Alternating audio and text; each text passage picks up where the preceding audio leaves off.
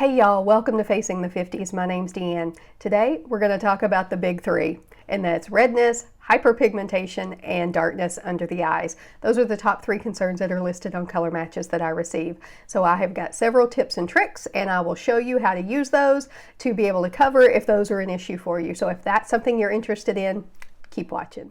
All right, so let's get into it. So you can see I've already done my eyeshadow and my brows. I like to do that first because it starts to give me a little structure to my face. And if I have any fallout from because I use a powder eyeliner, if I have any fallout from that, then I can just wipe it away before I put on my makeup. All right, so we're going to correct redness, we're going to correct hyperpigmentation, and under eye circles. So if you mention any of those as a concern on your color match, what I'm going to do is look at which color I think will do that the best for you. Now, two of them that I recommend, one that I recommend the most is mango, and the other one would be papaya. And you can see there's, papaya is a little bit darker than mango. And what I'm trying to do is match the darkest tones that you have in your face so that we can correct those with the makeup. So let me show you what I'm talking about. So I've got everything I'm going to use today in this handy little palette here, and what I use to do my eyes is on the bottom half of it. So it's all here together, very convenient. So the first thing that I'm going to do is I'm going to take, and I'll usually recommend the blush and bronzer brush because I think it's perfect for many things and really perfect for this color correcting. So I'm going to use the blush end of it, and what I'll do is I will go, this one right here is mango, and so I will go in, and let me see if I can just tap this and show you what I'm talking about. I will just tap it, okay, and get just a little bit on the brush. I'm not swiping or getting like a heavy amount of it. I'm just getting a little bit on the brush. And then what I'm going to do is I'm going to find, let's do redness first. So I've got redness on my chin, a little redness on my nose. My nose is a little darker than the rest of my face. You know, I've just got some diffused redness really all over from my rosacea.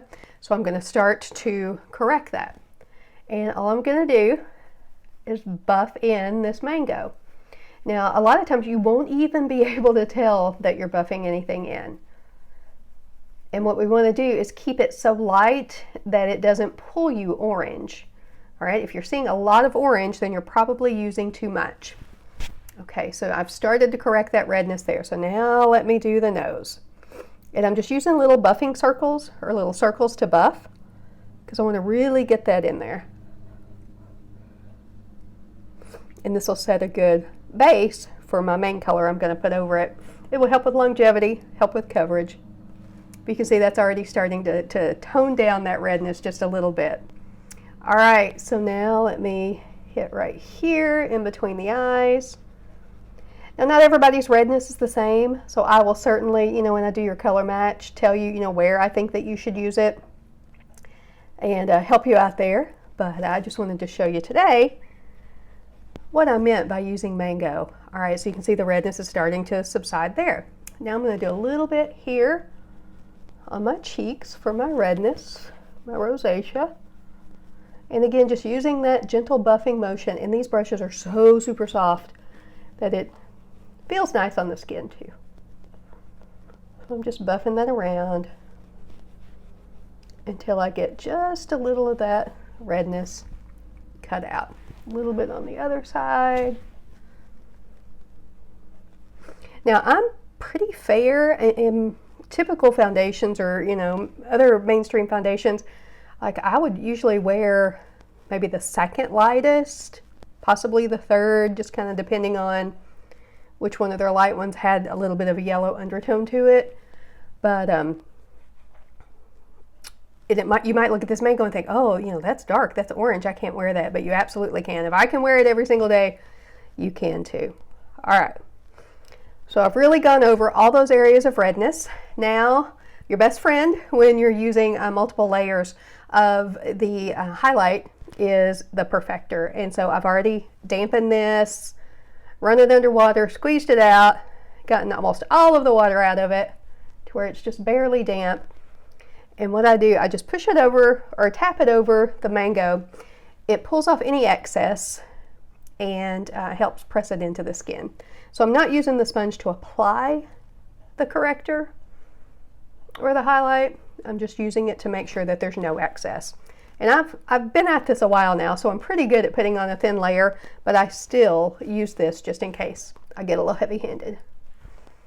All right, so then I take a look. I might be able to use just a titch more here on the chin. All right. So there's how to cover redness. Pretty simple there. And again, I will tell you, which color that I think you need, because there are a few other colors that we use, and that's why I'm able to help you with that. Okay, so we did redness. Now let's look at hyperpigmentation. So I've got a little spot right there. If you can see, it's kind of deeper than everything else. I've got some hyperpigmentation here, but I actually use that to my advantage because that's where I contour, so I don't do a whole lot with it because it works.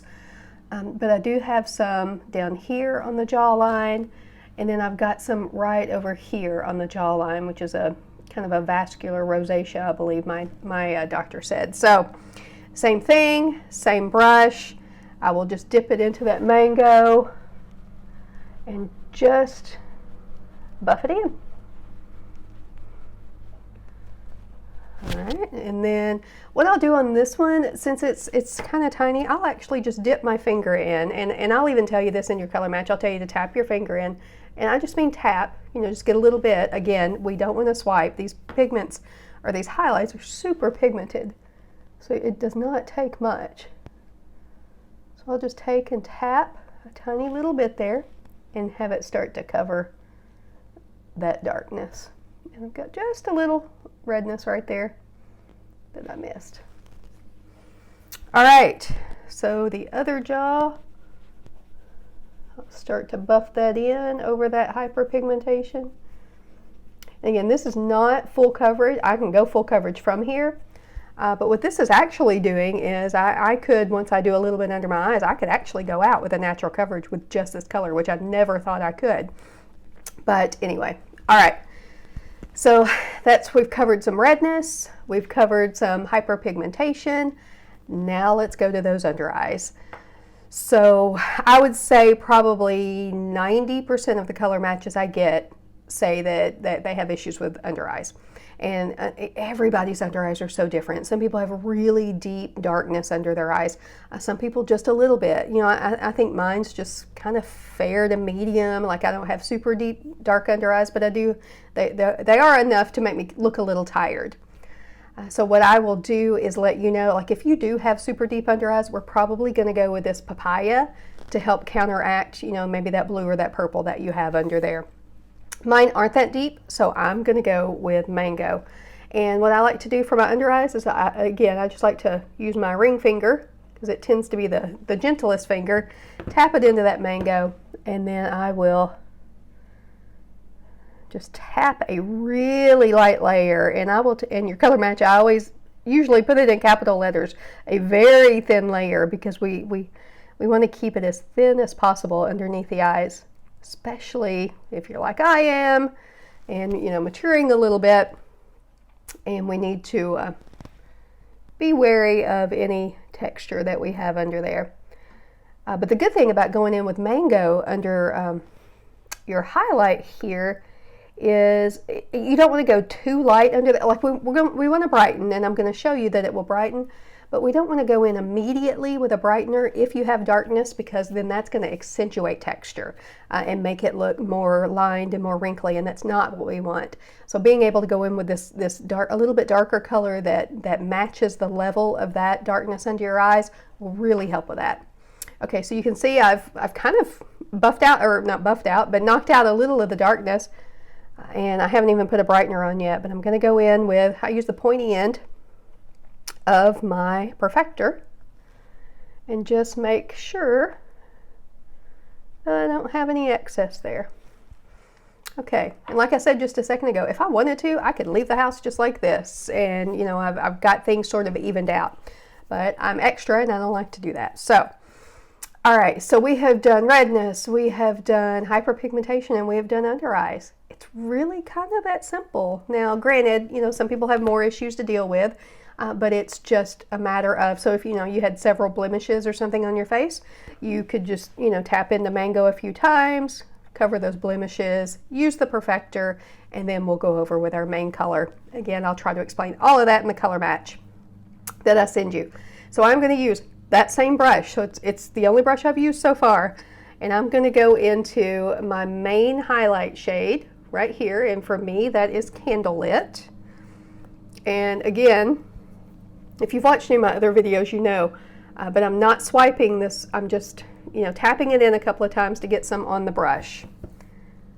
And then I will just take and start to tap this in all over, especially anywhere that I had that mango, in case I want to tone it down just a hair. All right. Make sure I cover my nose.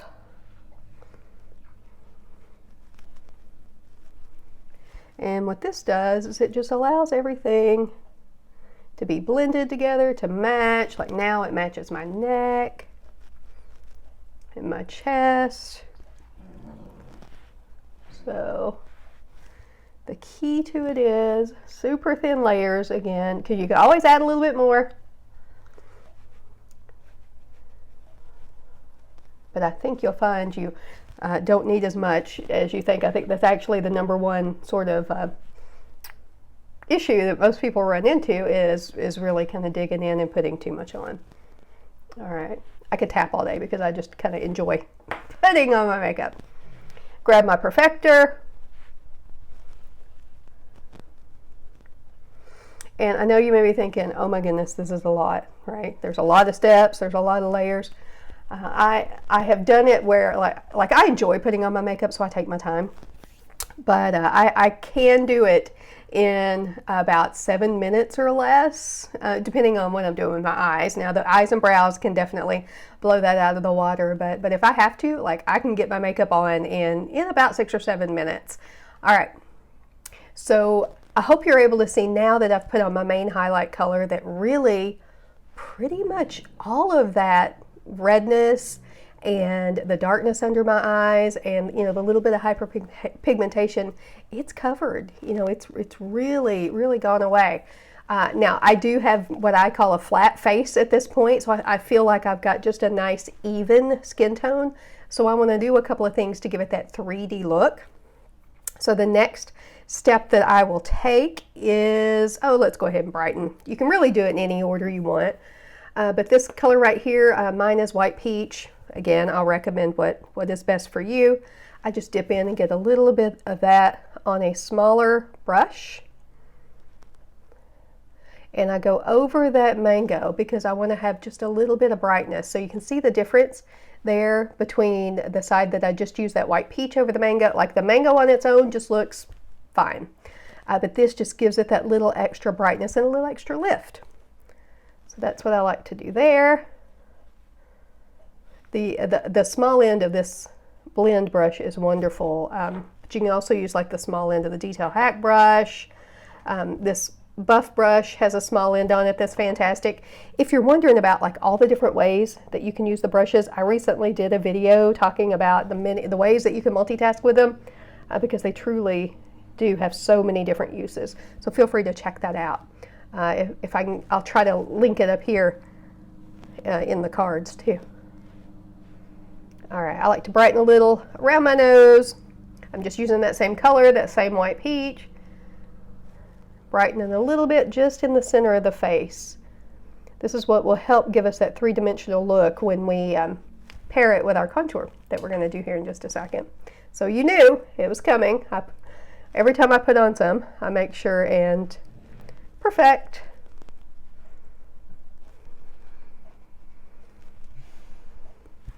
All right, now let's get to contour. I've got a couple of brushes that I like to use for that. Recently, I've just been using you can tell, oh goodness, I need to wash that. But anyway, I've just been using the 3D brush. So my contour, which again, I have not left this part of the palette. As a matter of fact, I haven't even used these two colors yet. So my contour right here, I can wear several of the contour colors, and you probably can too. This one is Astoria, which is one of the cool contours that's a little bit deeper. And you can see how when I put that on, The reason I like this brush recently is I usually use this detail brush that's got a pretty crisp kind of edge to it for under there. But I just started using this one again, and I really like how it's almost even easier. It just basically blends it as you put it on. So get a little bit more of that. And let me show you what I'm doing here. So when I get my contour, the contours are drier. They're not super dry by any means, but they're drier than the illuminators. They're drier than the highlights. Let me get that right. So you can pounce these in just a little bit more to get some on your brush. All right. Typically when we contour, you can think my hair's in my eye. Typically when we contour, well, my goodness, there we go. You can think of like a 3 or a backwards E. That's sort of a general rule. Now again, if you don't have, like my forehead feels kind of big, and if you don't have a big forehead, you may not need to contour your forehead. But with my forehead feeling large and my face is fairly round, that then I like to contour. So this is still, like, I haven't put any contour on there. That's that hyperpigmentation that I already have. So I'm just going to very lightly put just a little bit on top of that and amp that up a little bit, and then underneath the jawline. And I can tell, you know, I've been at this for a year and a half now, and like used to, I was really kind of afraid of the contour. I didn't want it to make me, you know, look funny or whatever, but now it's just like, give me more contour. All right, same thing with a perfector. Help blend it in, help make sure we don't have any rough edges or spots. All right, and then let's move to, so again, the same compact. I've got a couple of lip and cheeks in here, and I've got this one here. This one's Frenchie. It's my current favorite. I like so many, well, all of them, but you know, some of them are the deeper reds, and I don't wear those a whole lot, but this Frenchie here, oh my goodness, especially for spring and summer, it's just beautiful. So I am going to go ahead and put a little of it on. Now, sometimes people will tell me, well, you know, I don't like to wear blush. And it may be if you've had redness on your face that blush has just not been something that you've enjoyed because it accentuated the redness. Well, you can tell we toned out the redness. But one thing I would recommend is using, even if it's a natural, like this Frenchie, even though it's a little bit of a peachy tone, we've got some that are even more nude and more natural, but I would recommend still using one because it'll just give life to your face. So after you've done this, you know, contour and this highlight, you just need a little something to bring it back together. So I'm still using the same end of that brush. All I did was wipe it off on a paper towel. You know, you've still got a little bit of what looks like color there, but it has all basically wiped off. And I'm going to dip it into this Frenchie. You don't have to get a whole lot because our blushes are also very pigmented, and they're called lip and cheek. So if you hear me say blush, it's the same thing as lip and cheek on our website because you can use them on the lip or on the cheek. So can you see how that just gave me some life to my cheeks? All right, so got my blush on. Feeling pretty good about that. Now, I could use that same color Frenchie on my lips if I want to, but I like to use more of a gloss on my lips. So I've got one here called Tropicana that's fairly close to that, but it's a gloss finish instead of more of a semi-gloss. So all I'm going to do, put it on my finger.